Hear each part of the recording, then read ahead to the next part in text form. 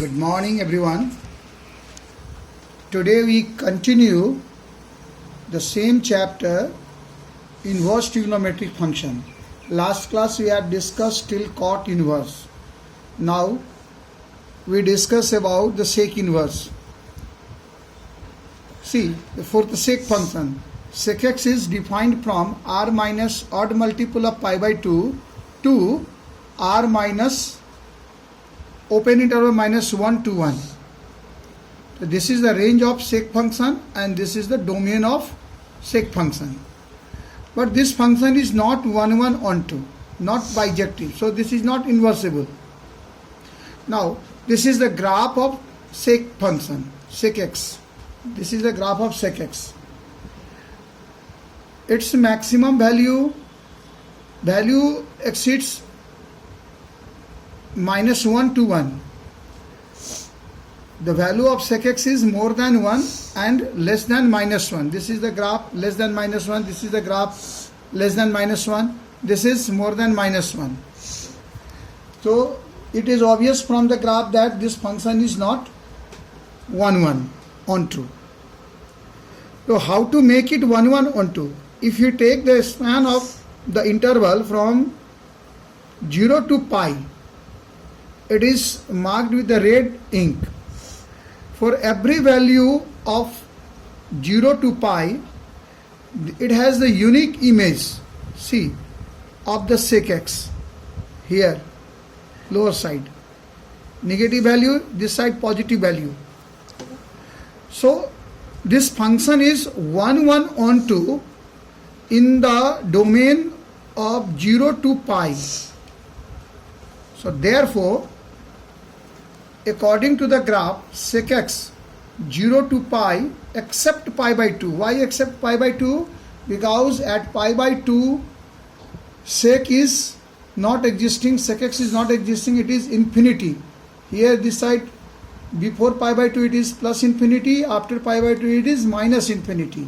So this does not exist at pi by 2, so this point is exempted. 2 r minus minus 1 to 1. Open interval minus 1 to 1 means all real number except from minus 1 to 1. So this, in this domain, this function is 1 1 on 2 and hence this will be inversible function.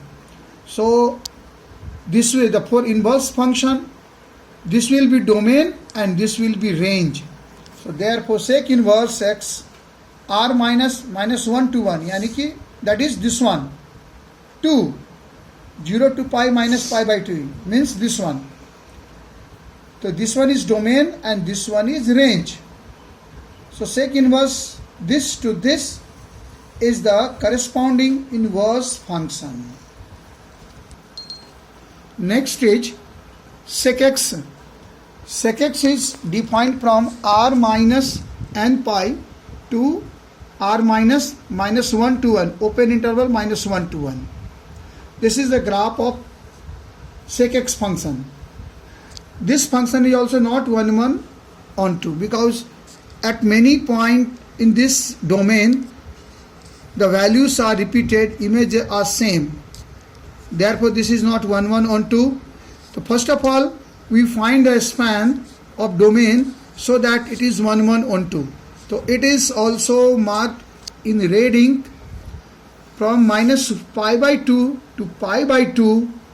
The values at this interval, in this interval, their images are unique.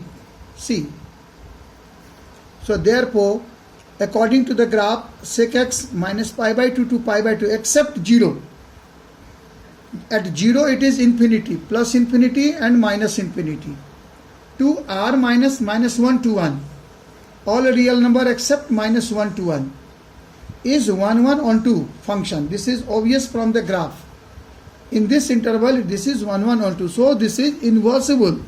So this therefore cos inverse r minus minus 1 to 1. This will be the domain of inverse function and this will be range of the inverse function. So this is domain and this is range, is the corresponding inverse function. कितना हुआ? Now here giving you a table for all the 6 inverse trigonometric function in which includes domain and range of the function. So this is the table, function, its domain and its range. दिखना चाहिए.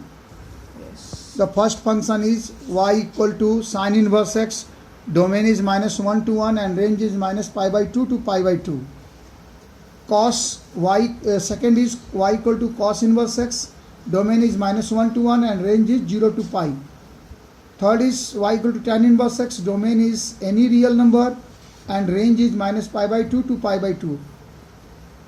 Fourth is y equal to cot inverse x, again domain is any real number and the range is open interval 0 to pi. Fifth is y equal to sec inverse x and domain is r -1 to 1, open interval -1 to 1 and the range is 0 to pi except π/2. And the sixth and the last one is y equal to cosec inverse x, its domain is again r minus open interval -1 to 1 and the range is -π/2 to π/2 except 0. Now the things to be remembered in this way, that if the angles are divided into quadrant, first quadrant, second quadrant, third quadrant, fourth quadrant, angles means range of the functions. Range of the functions are some angle and those angles are divided in quadrant, first quadrant, second quadrant, third quadrant, fourth quadrant. One thing to be noted, for every positive value of the domain, the angle always lie in first quadrant. Without any doubt, angles lie in first quadrant. And for negative values of the domain, sometimes it lies in second quadrant and in some cases it lies in fourth quadrant. In second quadrant, the negative domain of the negative values of inverse function, cos inverse, cot inverse and sec inverse, their negative values angle lies in second quadrant. And for sine inverse, tan inverse and cosec inverse, negative value angle lies in fourth quadrant. This is to be remembered. Now that is for positive values, that's why for positive values of domain, angle is in first quadrant. Second thing, for negative values of the domain of sine inverse, tan inverse, cosec inverse, angle lies in fourth quadrant.